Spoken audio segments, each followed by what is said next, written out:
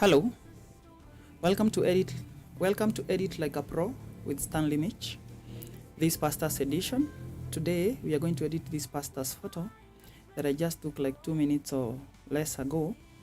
I have an idea of what I want to do. I'll show you and then we'll begin.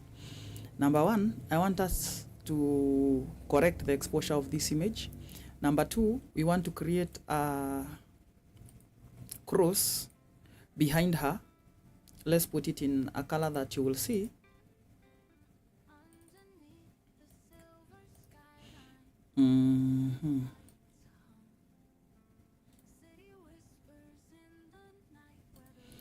We'll create a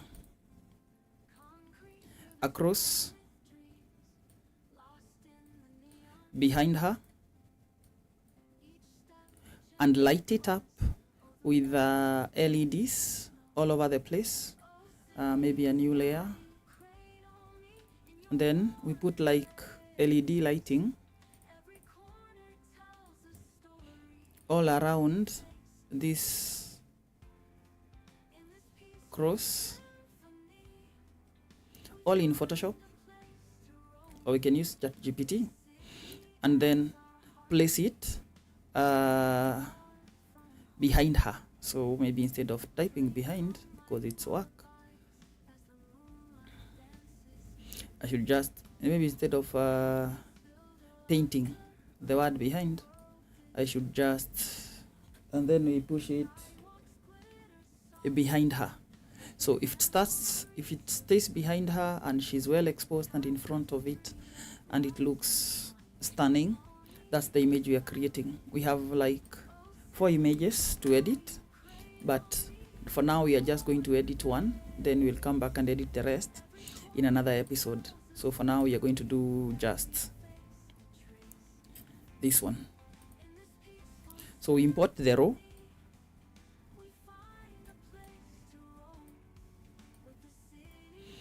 so we import the row one, that is 6642.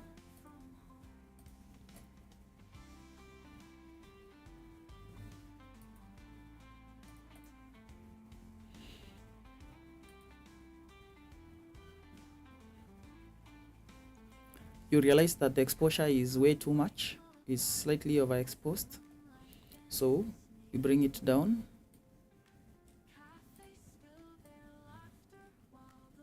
like that, and then bring down the blacks so that it has contrast. Let me zoom in so that you can see what we are doing here. Then I lower the exposure slightly. I think up to that point it's good. Raise the shadows because of the face and the hair,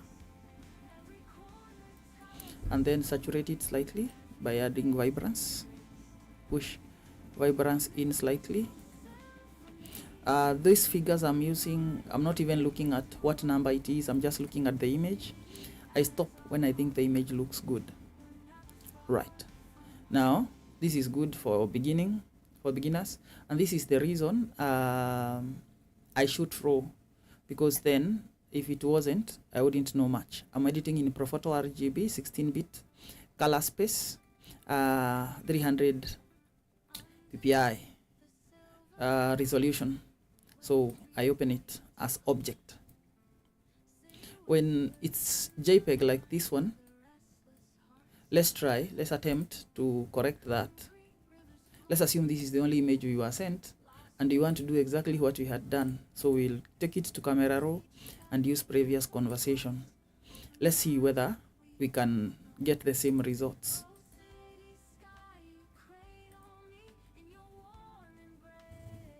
Now you see the image we get is completely different. Is usable? Yes, but it's completely different. First, because this is over sharpened because of JPEG processing, and number two, now the colors are fringing and burning, and you can see things that look like artifacts. I don't know whether you can see this with YouTube compression. You can see the amount of grain introduced in highlight areas. You see this? Like, let me zoom both. You see, you can see material here, you cannot see it here. Let's do the cross. You can see how clean this cross is. You see this one. Maybe it doesn't make much of a difference for you, but it does for most of us. You can see the difference even with the face. This is soft, smooth, and all. Maybe you'll think, why don't you just adjust the shadow level of that one? And that's what I'll do. I'll raise the exposure. It spoils the white. I raise the shadows. It doesn't become better. Let's try adjust the white balance maybe. I'm trying to bring it closest. Now you see, it's usable, but then again, highlights like these are clipping. There's nothing we can do. This one, you see, is good. This one is not. I want you to see the teeth. You see, this is the difference it makes. So when you're shooting, shoot JPEG and RAW. If someone wants the photos immediately and they don't want you to edit them, you can send them the JPEGs, but then RAW will help you for cases where you have to edit, which is almost all the cases if you're a kind of photographer like me. So we do that. Next, you're going to do select subject so that you can separate her from the background, so that you can work on the background. So select and then click select subject.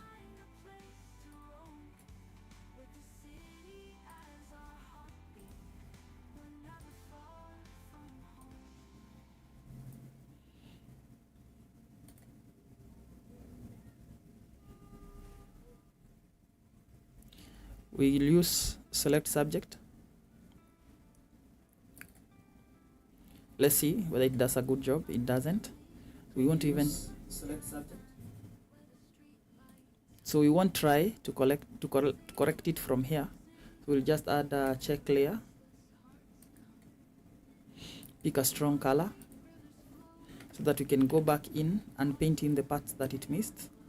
These are found to be my sure way of making clean selections.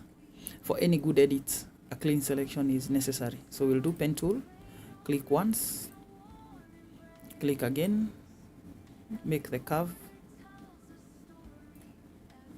Something is wrong here, so let's deactivate the color so that I can see what I'm doing.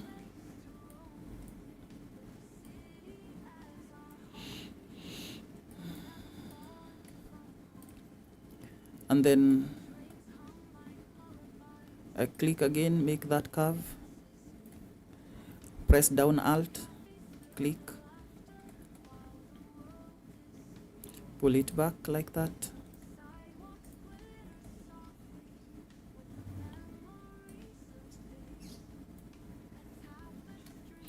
Yes, I think that gets it done. Now let us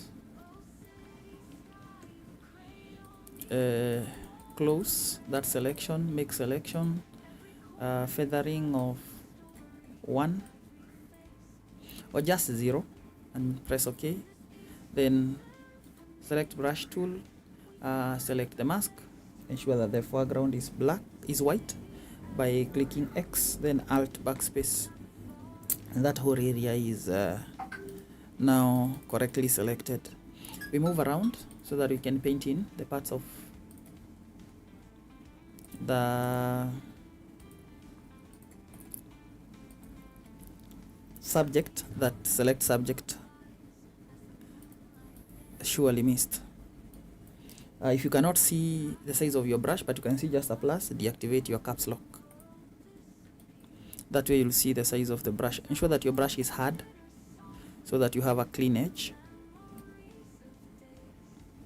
If you have a problem with making paints like this, painting like this, just do the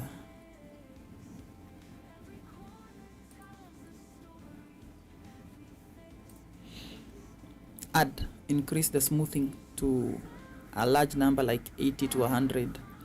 It will help your hand make smoother curves.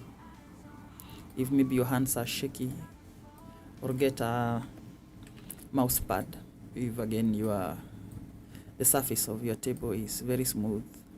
Sometimes I even use an A4 khaki envelope.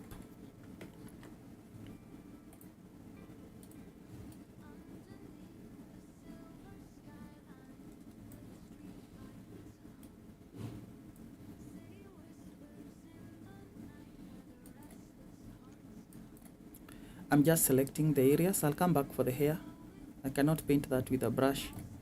If I decide I'll reduce the brush size a million times, I'll take too many strokes, my hands will shake. It will take me a million years. But there is a shortcut way to get there. Now that is done. I've gone through the whole image from side to side and I've confirmed that is okay except the hair. So I'll go back to the layer that has the subject, select color range, and then ensure that you select just the color right above the hair, and then add all the other values of the same color by just clicking the plus, clicking the color and dragging it around, being careful not to touch the hair strands lest you include them in the selection, yet that's what you want to mask out. Do this until you see everything around her head is white, to mean everything else is selected except her head, together with the hair and the hair strands.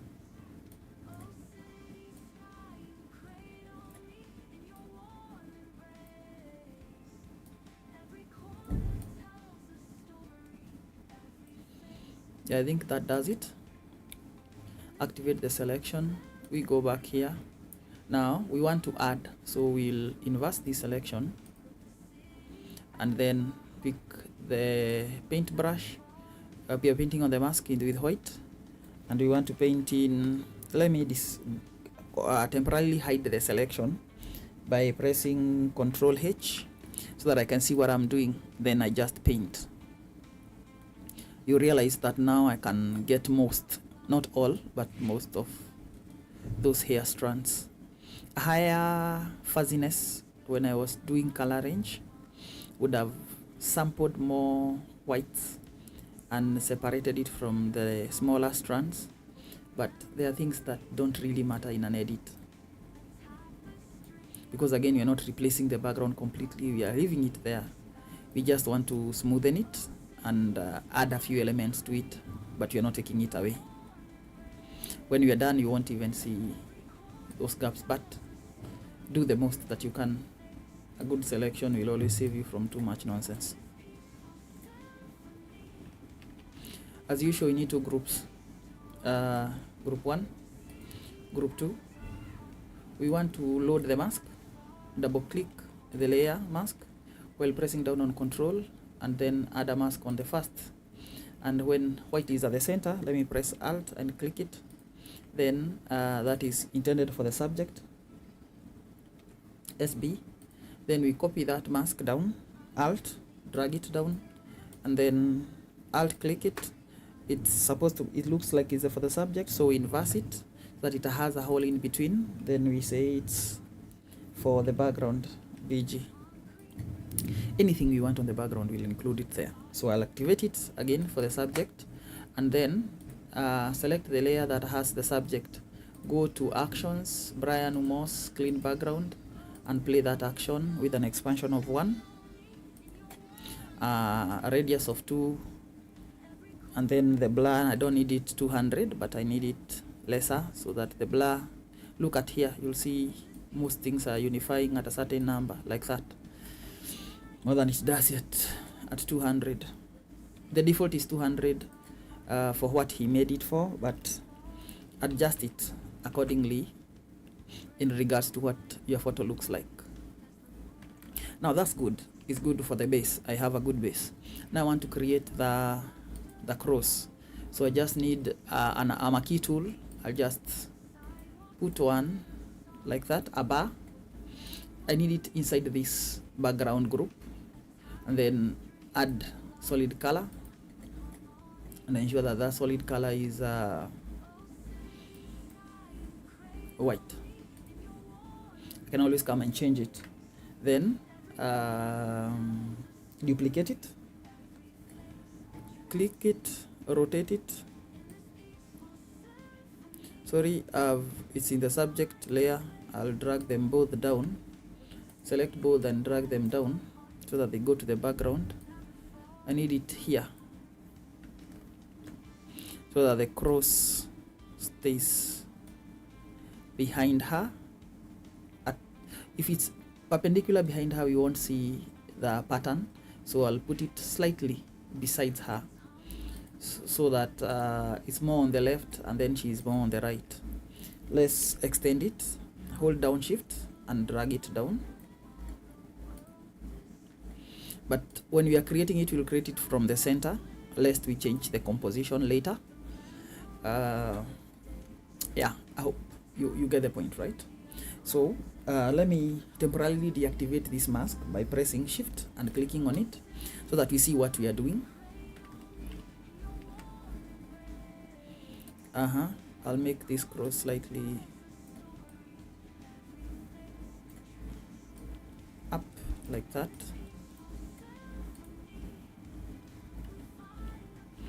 Looks good to me. Slightly down. I don't know a sweet spot. I'm not a carpenter, but you get the idea. I'll put both in. I'll merge both by pressing Control E plus E, and then now we have the cross. Next, we want to add two things: an interior shadow. So we double click it, and then we go to inner shadow and increase the size so that I'll show you what it looks like, so that at least we can isolate some few things here. Let me rotate it in a manner that you can see.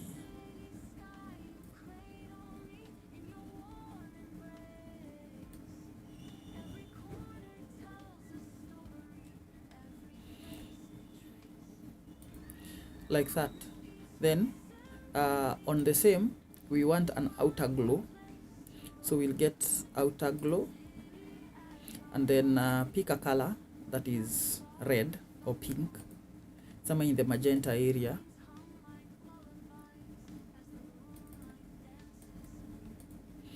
And then increase the size so that it glows from outside like LED lights, like that. Below it, I'll add a whole color lookup table called moonlight so that you can see what you are doing, because we need some darkness to see the light. So let there be darkness or blueness, because of Netflix has ensured, is it Netflix or Hollywood has ensured that we perceive blue as dark. So we said moonlight.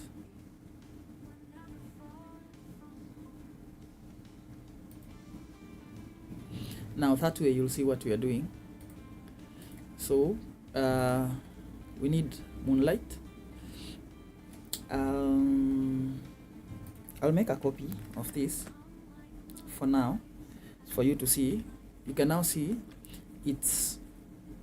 they are lighting things just nicely. I'll remove that effect on this one, so I'll keep it at the top so that we make the rest of the adjustment down below. Duplicate it again, the initial one, and then raster, make it a smart object.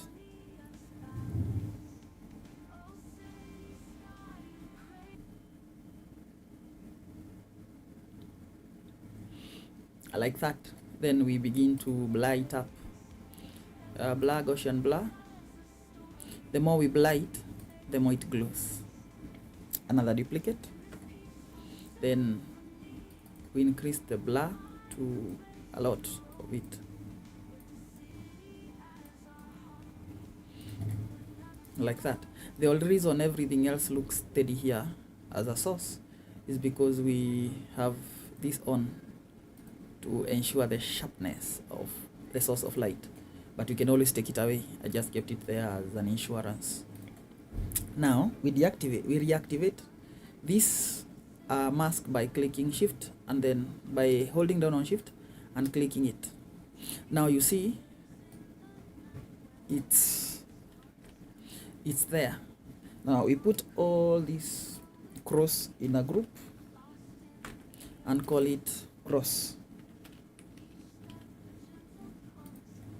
So if we move around, we'll move the cross around. All right. I do dislike this line that just added itself, but we shall deal with it when it's necessary. We can even take away something and add it. Now we have everything looking the way it should, but then we need to drop this inside the group and then behind the cross. So cross, and then we take the cross up. Now you realize that the cross glows from behind her. Let's first put it where it was, there. As you can see, the cross glows from behind her.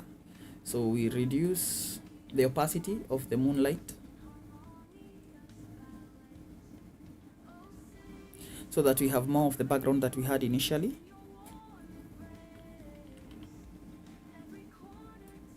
But we leave a little there so that we can see the glow. We can still change the color of that by just hue saturation and decide how we want the background to look, whether we want it to be to have more of the color of the lighting or any other color or whatever.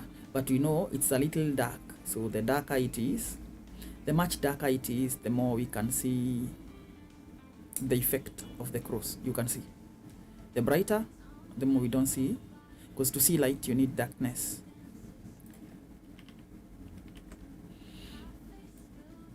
Now you get the point, right? We reduce the intensity of the cross on top, or just blur it slightly. Let's reduce intensity by lowering the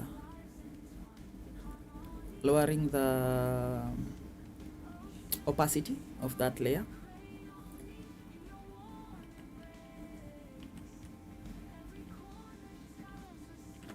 Like that. Now we need to work on the skin, which we haven't, the teeth, which we haven't. We are just creating the environment first. Now you realize that we are doing a lot. If I had this thought when I was shooting, because I didn't have that thought, I would have ensured that I put a backlight behind her, let's call it hair light, so that there will be light seeping through the hair so that it will emulate the presence of this light. I would also ensure that the gel on that light is the same as this. But that is for a photographer or an analyzer, someone that really cares about their logistics. Clients like this, they'll be very thankful that I thought of this idea, but they won't even remember. It's not even a thought that for you to have light here, it would reflect here. But remember also, that would elevate it. But even if it was in a church and this was here, chances are it won't glow. These LEDs are always behind the cross. They are not on the front or at the front of the cross. Such are the complications that it brings. So they are not bright enough to glow around the hair, but when you are the creator, the creative, you have the prerogative to do that which you think pleases you or convinces you that you created a masterpiece. All right. Now you can see from how far we've come. We've come from this far. Let's take away the camera raw from this. We've come from that to this. You see?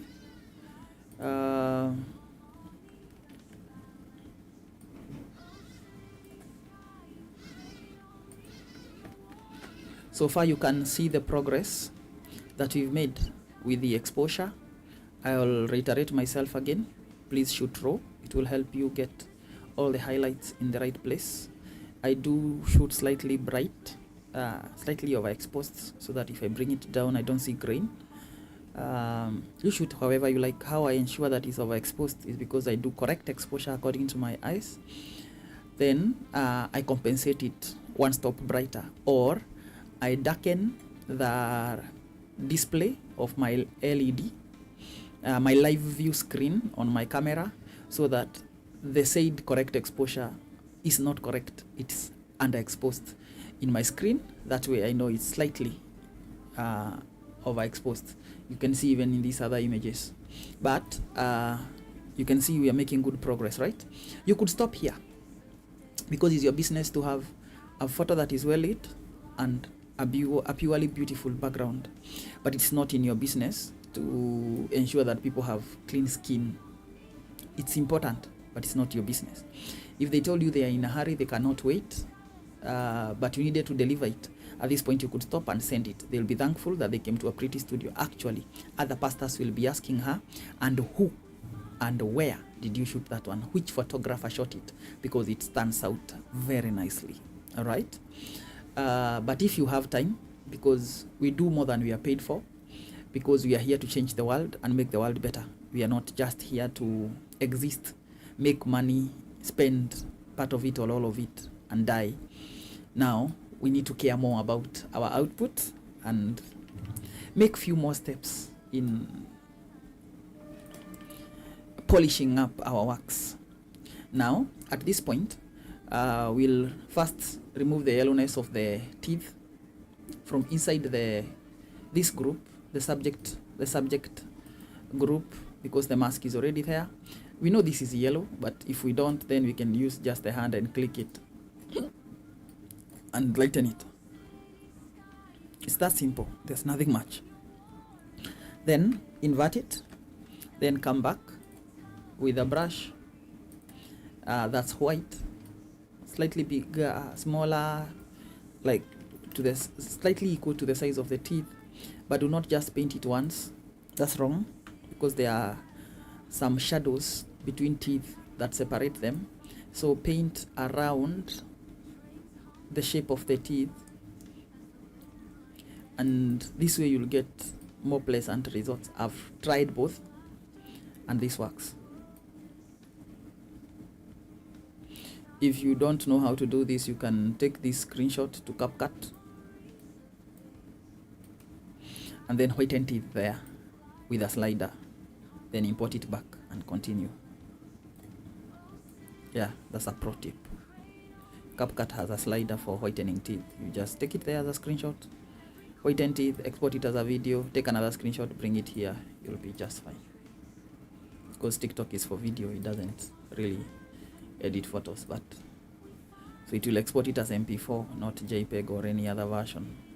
But you can also take another screenshot and bring it here, then mask back the teeth. That will save you a lot of time. All this painting work, if you're lazy, that is, because why not?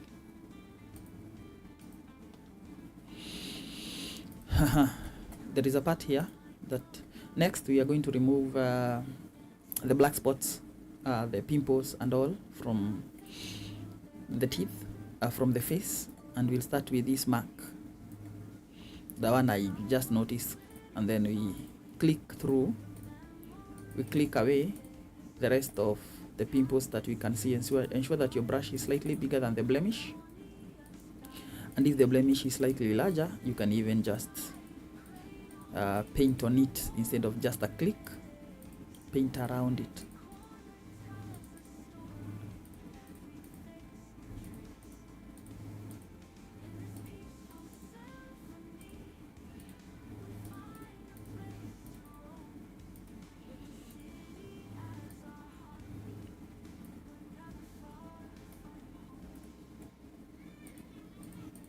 If you're a pastor and you're looking for a place to shoot photos, to use for your posters, to use for your upcoming live sessions, to use for your seminars, for your crusades, photos for your social media, we are your plug.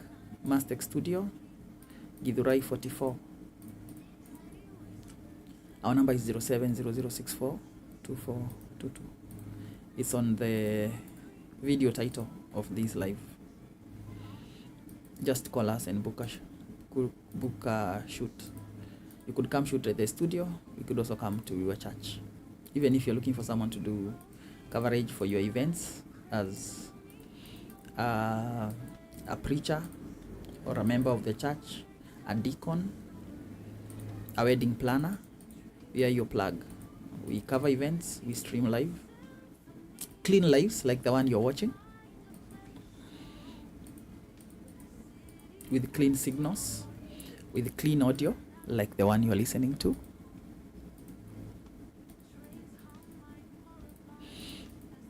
And we make your event memorable. Even if you like photos shot from a Sunday service in your church or in a meeting you guys are going to have with other preachers, other delegates, other business partners or business prospects, people you intend to make partners, call us. We are very affordable. We will make you proud. That one we can promise.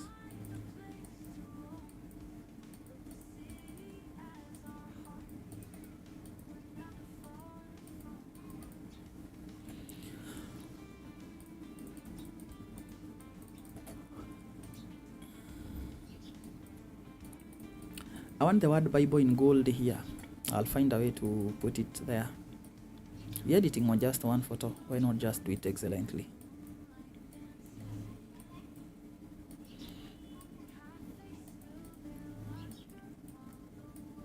I know I do excess, but apart from getting paid and making money, I want to be happy with my work. Clients don't even notice the efforts I make, and it's not theirs to notice. It's mine. There is a verse in Galatians chapter 6, I think verse 3, that says, let everyone weigh their work, examine their work, so that they have something to boast about. I want to say, I made that. I made it. Then you ask, what did you make? I tell you, I made the photo. So we create the term Bible in caps, sorry.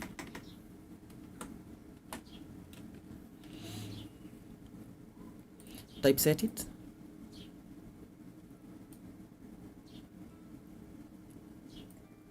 Then I need a font that is thick.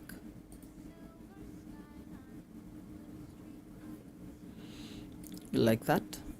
I need gold, so I'll go get an image, a downloaded image that has gold. If you don't know how to do that, you can still go to Google. Let me show you with a browser. You can go to Google, type the word gold. That's all you need. Then images, pick whatever, maybe this one, download it. It's not downloading, so let's visit the site. It's in Shutterstock.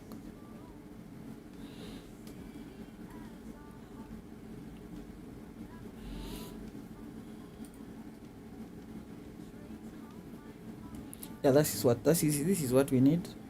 Take a screenshot of this. Windows Shift S. We pick the space we want. Let's pick just a sample of the gold. Then come and paste it here. Control V. Like that.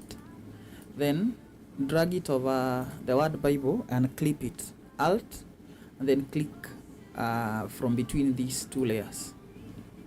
Now you see the Bible is in gold, but let's extend it slightly so that it covers everything, and then we blur it up. Or let's not. We take both and rasterize them and convert them to smart object so that you can adjust it accordingly. Bring it here. Then I'm holding down on control, and then I'm skewing it.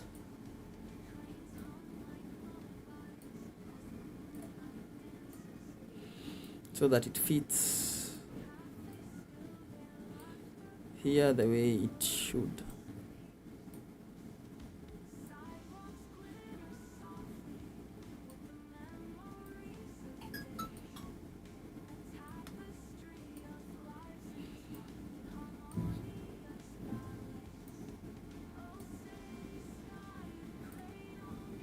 I'm also trying to align it with this line. That's why you see I'm skewing it this way. Newer versions of Photoshop and Photoshop with that, and Photoshop that has and computers that have good graphic cards can do that using the perspective is some vanishing point. But let's use just the manual one. Then we go to bevel and emboss, and then emboss it so that it fits in. Let me show you what that does. If I add the size, you can see it's embossing itself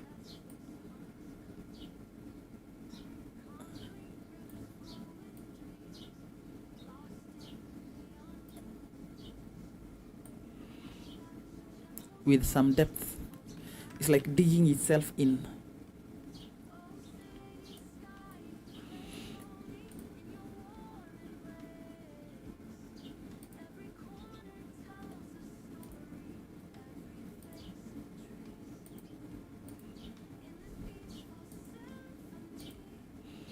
I'm just moving around trying to see what I might like.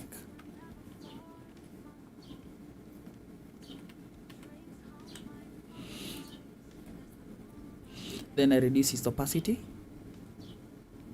because it cannot shine like that in the middle of all this. I'll need to clip it again, so Control V. I need these clipped, and then I'll blur it up like a lot.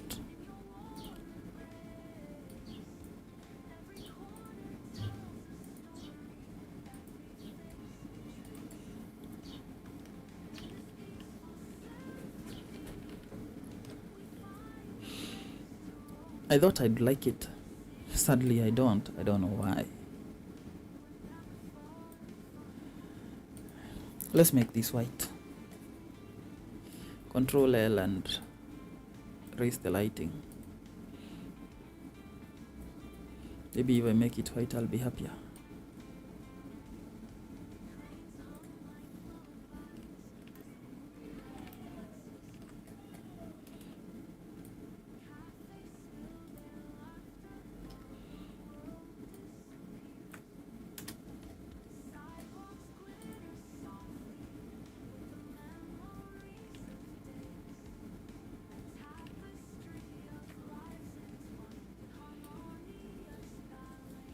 I think it's good. Now I'll blur it from below, so I'll put both in a group, then put another mask on it, and then use gradient tool and take it away, some of it, so that it disappears like it would if I actually shot it from an old Bible. Yeah, like that. So that it's there and necessarily not there. Yeah, like that.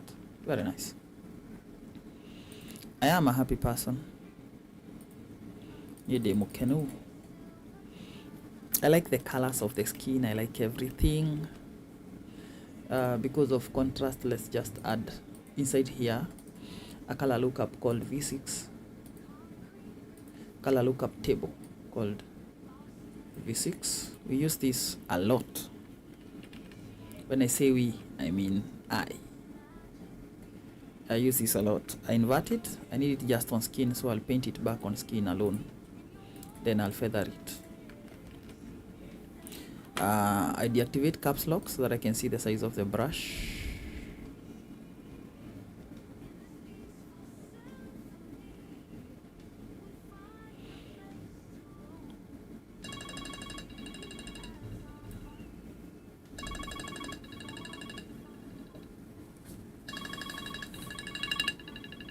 Sorry, someone is calling, so I'll mute the mic.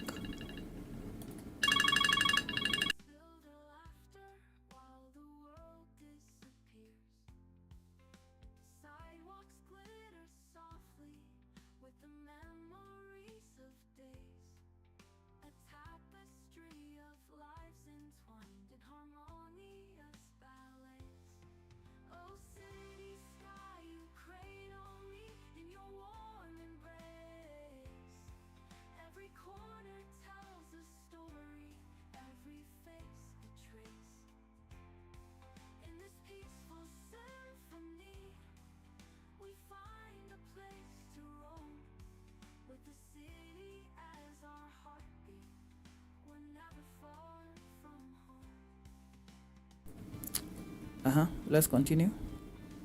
Some of you will wonder why I said a client is calling and I'm still, you can see my brush, I'm still editing. It's because I can talk with a phone even for hours while I edit. I actually do not reply messages fast like I do calls, because making a call means I can put it on hands-free and talk the story away or answer your questions, as my hands are free to do those other things that I like them to do. Now I realize that there is a lot of brightness in here, between here, and I know because my lights were low. You would realize that they are not high. They are low. Even in the catch light of the eye, you can see they're not at the top. They are at to your left. There is a reason I shot it that way. We'll explain that in a tutorial where we are teaching shooting and avoiding glare from glasses while you are shooting. But then now I think I'm happy with what I have. Now I think the V6 adds a lot of brightness there, so we'll add a levels adjustment layer, introduce some contrast for that place alone, invert it, then paint it back on that part so that the mouth does not look like it's brighter than the eyes. Feather it slightly lest we see brush strokes. I'm sure it's hard. Yes, it is. And now you see the mouth is not popping out with contrast, with brightness like it did.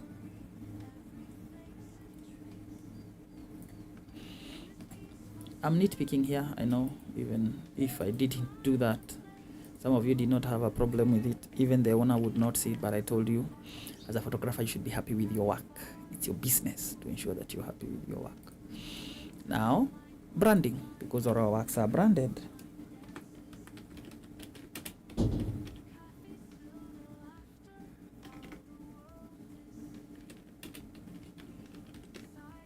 You have no business not branding your work. Even people that make just clothes, the ones we don't wear daily, they still want their name on it for the times when we wear it. Even the fonts we use have names of those companies that make them. Only us, photographers, have a lot of philosophy around, no, don't. Own up your work. If you're responsible for the output that you bring, also have the pride to boast with your work by branding it. I'm not saying that the people who don't have an issue or they should start, but I also don't understand their logic. Someone will say some clients don't like it, but you see, that's why they are not our clients. They should go to those studios that don't brand their works. We have worked so hard to polish our skills. We should also find a way to boast about it by placing it in our works. And also,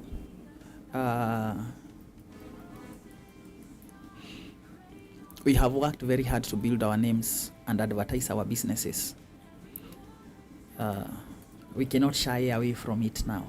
When you're exporting your photo, ensure that optimized is checked. Embed color profile. Remember, we are editing in Profoto RGB, and convert to sRGB so that when it's posted online, it doesn't change its colors, because social media will compress it. And quality of 85. This is very high. If it's 65, it's just high. We're done. There's nothing more to it. Just about to show you the before and after.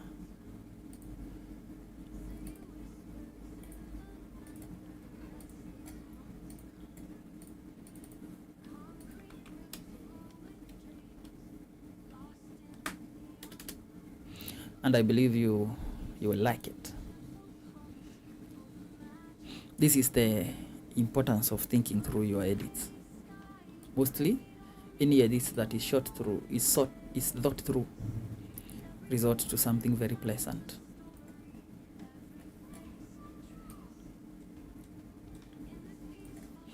Now I'll take a screenshot for this.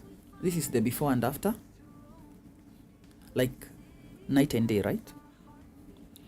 I'll take a screenshot of this so that I can use it for YouTube thumbnail.